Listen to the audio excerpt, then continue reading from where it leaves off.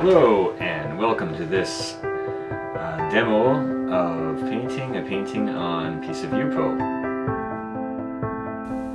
Now I'm going to start with a sketch. Sketching on Yupo is very smooth. It's a plastic, so the pencil glides very nicely across the surface. Here's a preview of the photo in which I'm working from. It's quite a difficult photo to work from because there's a lot of detail, but I'm going to do what I can to even it out and try and keep the focus on the subject in the foreground here. So I'm just creating a light line drawing around the subject just so we have something to work from, and keeping him using the rule of thirds, keeping in the bottom right third of the piece of paper here. Some quick gestures to where the trees will go in the water just to work with. A lot of this will be covered up once we start painting.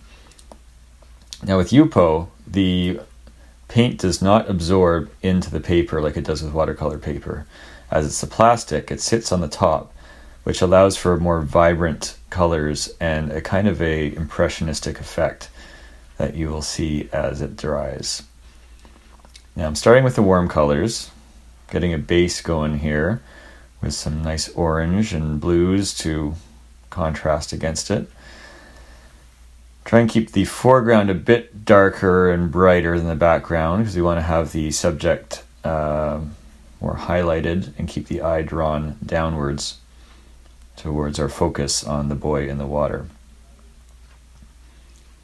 Now, as the water spreads across the paper, it will create very flowing effects, very liquid-like effects that have a very nice quality to them that, as I say, you won't get with regular watercolor paper. It's really a whole other way to work. Here again, here's a shot of the photo in which I'm working from. It's it's a suggestion. So you start with that as your foundation, and then you can always deviate from the original photograph. It's good to keep the likeness, though. The likeness is the most important. If you do anything right, make sure you get the likeness. So we're going to go in here and get some detail on the boy here, getting some highlights and shadows, so it becomes the most detailed part of the whole painting, because again, this is the focus. We want our eye drawn towards the character here. Now the highlights are on the left and the shadows are on the right 3/4 mark. So the darkest shadows are on the cheek and the eye cavity here, and a bit of red on the cheeks. It's the only red we have in the whole painting, so this will also lead the eye towards the figure.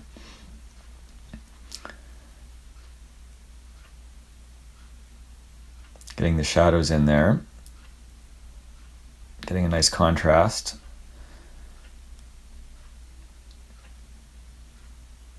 Want to make sure the shorts are a different kind of blue than the water as well, to make sure it stands out. So get a bit more contrast going there. Some light blue to also represent the light source. I'll go in and draw the grass in the water here. We have a nice orange base in which to start from, so that'll create a nice contrast for the green grass. The, what do you call them? Rushes or so. Here's a bit of a shadow underneath.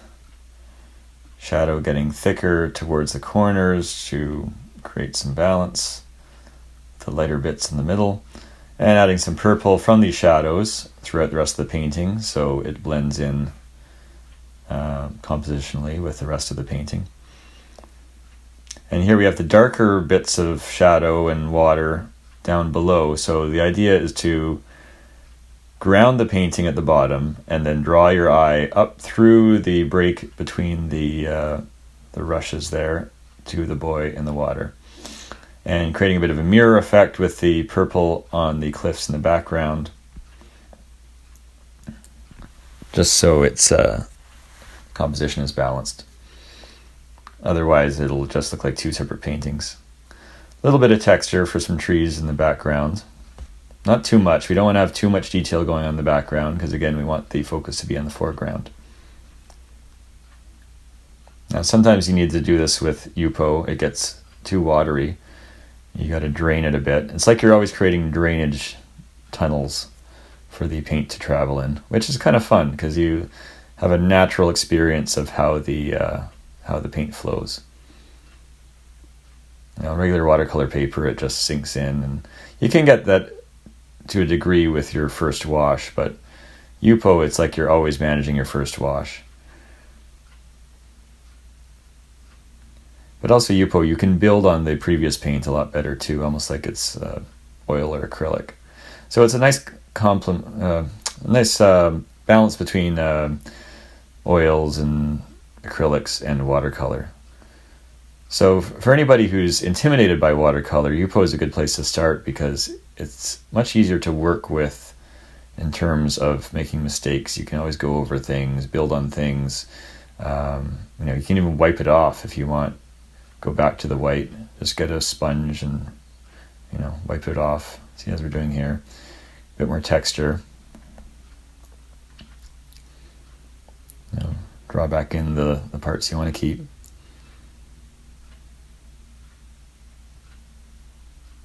Fixing up the waves a bit, getting a bit more detail around the character so it'll stand out. Keeping it loose in the background.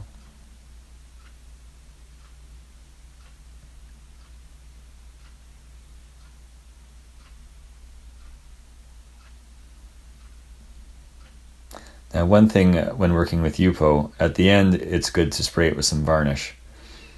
I don't show the varnishing process here, but basically you just spray it down once it's dried up and you get a very nice glossy effect.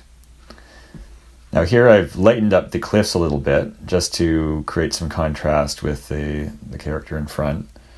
I was getting a bit too messy, and so now I have to go in and repaint some of the areas that got disturbed with the removal of the paint. And this is something you can't do with regular watercolor papers.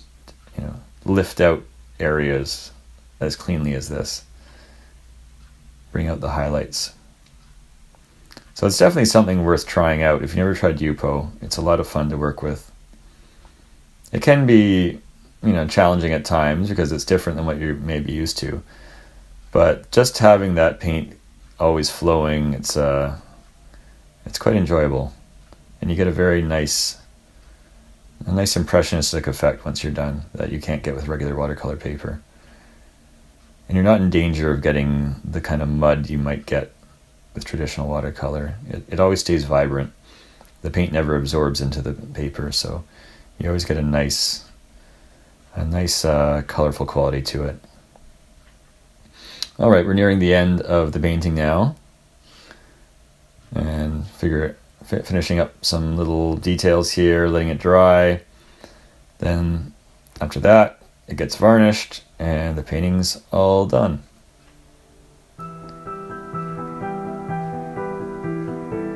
So this is the painting on Yupo, Boy in the Lake.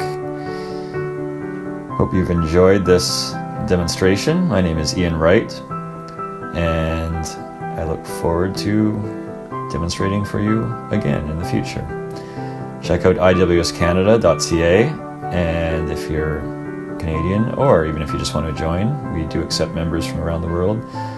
Visit iwscanada.ca for more info. Thanks for tuning in.